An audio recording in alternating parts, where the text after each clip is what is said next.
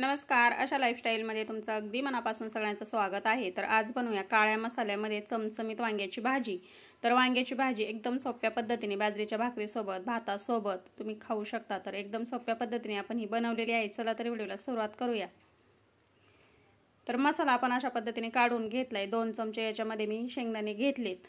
याच्यामध्ये 2 चमचे आपण सुकं खोबऱ्याचे काप करून त्याचे अशा पद्धतीने तुकडे करून घेतलेत। 1 चमचा धने घेतलेले आहेत, कोथिंबीर घेतलेली आहे, लसणाच्या पाकळ्या घेतल्यात 10 ते 12, अद्रक घेतले त्याचे तुकडे करून घेतलेत। 2 चमचे इथे मी हरभरा डाळ घेतली आणि 2 कांदे मध्यम साईजचे उभे कट करून घेतलेत। गॅसवरती तवा ठेवून घेतला। याच्यावरती आपण आता सुरुवातीला कांदा भाजून घेऊया।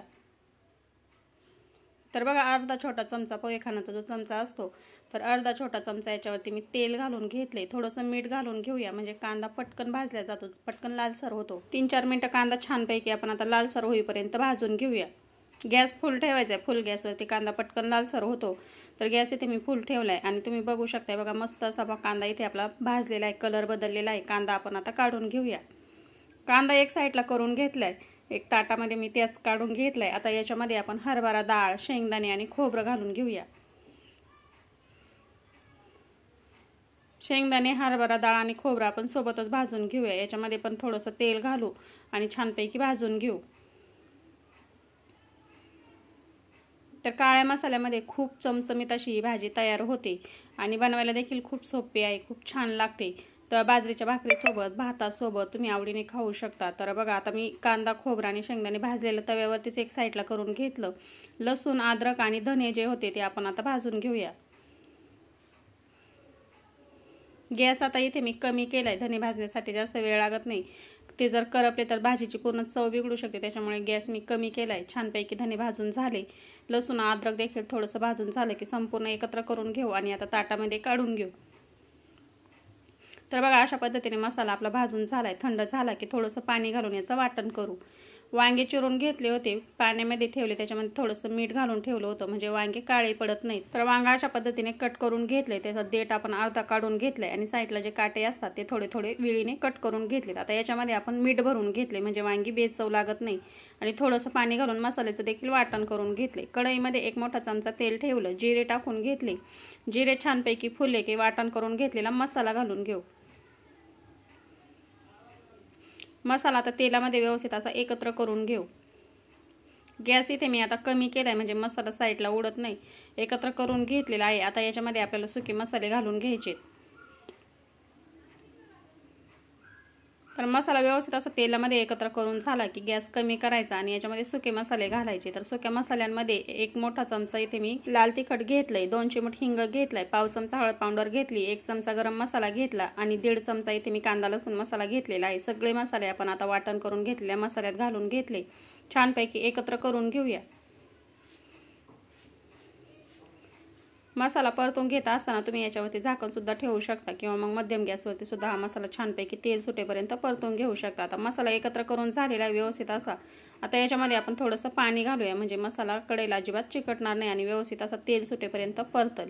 तर आता याच्यामध्ये मी थोडंसं पाणी घालून घेतले, मिक्सरच्या भांड्यामध्ये थोडंसं पाणी घातलं आणि याच्यामध्ये घालून घेतले। आता मसाला छानपैकी आपण तेल सुटेपर्यंत परतवून घेऊ।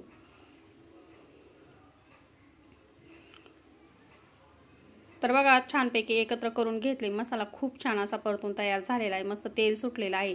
तर अगदी जवळून बघू शकता असा मसाला परतून घेतला की मस्त तरी सुटते भाजीला। आता याच्यावरती आपण मीठ भरून ठेवलेली वांगी घालून घेऊ।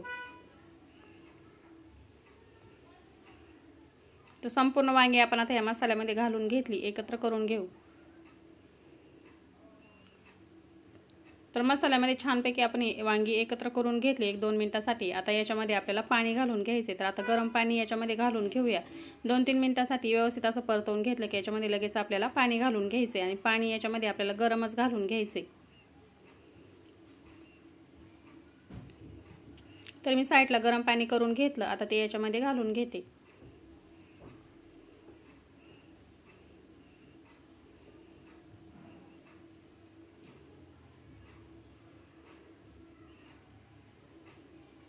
तर सुरुवातीला जरी ही भाजी पातळ दिसत असली तरी पण आपल्याला वांगी संपूर्ण शिजवून घ्यायची। वांगी संपूर्ण कच्ची आहेत। आता ही आपल्याला मध्यम गॅसवरती छानपैकी शिजवून घ्यायची। त्याच्या अगोदर आपण याच्यामध्ये चवीप्रमाणे मीठ घालून घेऊ।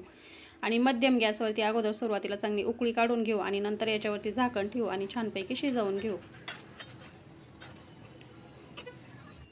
तर बघा मी सुरुवातीला भाजीला उकळी आली, नंतर त्याच्यावरती झाकण ठेवलं आणि छानपैकी मध्यम गॅसवरती वांग्याची भाजी इथे छानपैकी शिजवून घेतली।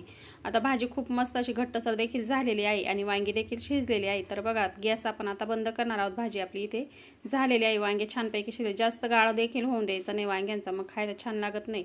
आता एकत्र करून घेऊया आणि मी अगदी जवळून दाखवते। खूप छान अशी वांगी देखील शिजलेली आहेत आणि आपला भाजीचा रसा जो आहे तो दाटसर झालेला आहे। आपण याच्यामध्ये हरभऱ्याची डाळ देखील घातली होती, त्याच्यामुळे भाजीचा रसा खूप छान असा दाटसर झालेला आहे। गॅस आता मी बंद करते। तर बघा अशा पद्धतीने काळ्या मसाल्यामध्ये चमचमीत आपली भाजी इथे तयार झालेली आहे। तर अशा पद्धतीने काळ्या मसाल्यामध्ये वांग्याची भाजी नक्की बनवून बघा, भातासोबत, बाजरीच्या भाकरीसोबत लिंबू, कांदा। तर आजचा व्हिडिओ कसा वाटला कमेंटमध्ये नक्की सांगा। तुम्हाला जर हा व्हिडिओ आवडला असेल तर व्हिडिओला लाईक करा, शेअर करा। माझ्या चॅनलवरती जर तुम्ही नवीन असाल तर प्लीज चॅनल सबस्क्राईब करा। वरती बेल आयकॉनचं बटन आहे ते क्लिक करा, म्हणजे मी अपलोड केलेले व्हिडिओ तुम्हाला लगेच बघायला भेटतील। तर काळ्या मसाल्यामध्ये चमचमीत अशी वांग्याची आपली भाजी इथे तयार झालेली आहे। वेळात वेळ काढून व्हिडिओ बघितल्याबद्दल अगदी मनापासून धन्यवाद। भेटूया पुढच्या व्हिडिओमध्ये।